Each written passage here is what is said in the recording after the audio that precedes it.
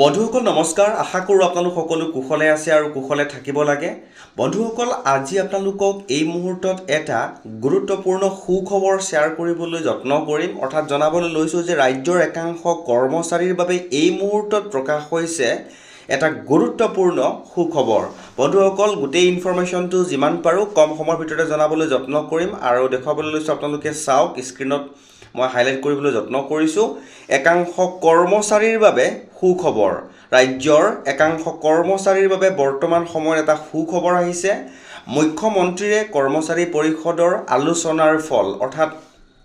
যোৱা দুটামান দিন আগতে মুখ্যমন্ত্ৰীৰ সৈতে কৰ্মচাৰী পৰিষদৰ এখন মিটিং হৈছিলে আৰু সেই মিটিংখনৰ ফলস্বৰূপে আজিৰ এই বিশেষ সুখবৰটো প্ৰকাশ পাইছে সকলো সবিশেষ জনাম আৰু দেখুৱাই আছোঁ চাওক আপোনালোকে মন কৰিব আৰ্জিত ছুটি কৰ্মচাৰীসকলৰ আৰ্জিত ছুটি এমাহলৈ বৃদ্ধিৰ সিদ্ধান্ত এটা গুৰুত্বপূৰ্ণ ইনফৰমেশ্যনটোৰ সকলো সবিশেষ দেখুৱাবলৈ যত্ন কৰিছোঁ আপোনালোকে স্ক্ৰীনলৈ মন কৰিব ৰাজ্যৰ শিক্ষক শিক্ষয়িত্ৰীসকলৰ দীৰ্ঘদিনীয়া এক দাবী পূৰণ হোৱাৰ দিশে আগবাঢ়িছে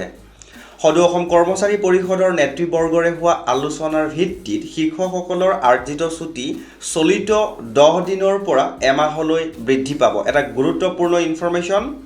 সেই মৰ্মে বিত্ত বিভাগৰ সচিবক যাৱতীয় নিৰ্দেশনা জাৰি কৰিবলৈ কোৱা হৈছে উল্লেখযোগ্য যে যোৱা বছৰ 15 মাৰ্চত কৰ্মচাৰী পৰিষদৰ সৈতে মুখ্যমন্ত্ৰীৰ আলোচনা মৰ্মে সমগ্ৰ বিষয়টো পৰীক্ষাৰ বাবে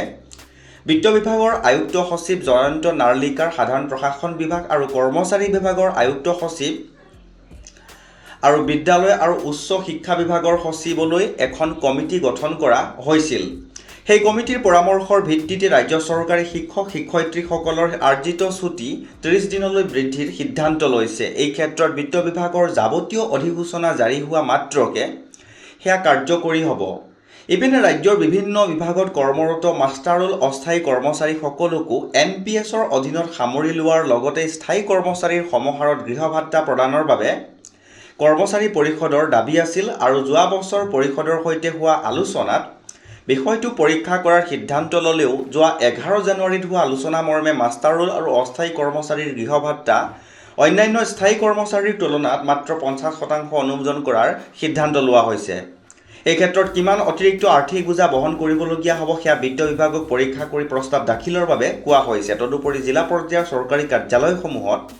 মুখ্য সহায়কৰ পদ সৃষ্টি কৰাৰো সিদ্ধান্ত লোৱা হৈছে তে বন্ধুসকল কৰ্মচাৰীসকলৰ বাবে তিনিটা গুৰুত্বপূৰ্ণ ইনফৰমেশ্যন পালোঁ আৰু পোৱাৰ লগে লগে শ্বেয়াৰ কৰিবলৈ যত্ন কৰিলোঁ আৰু আগলৈকো যদি এনেকুৱা কিছুমান গুৰুত্বপূৰ্ণ আপোনালোকে পলকতে পাই থকাটো বিচাৰে তেনেহ'লে চেনেলটো ছাবস্ক্ৰাইব কৰি হাতত ৰাখিব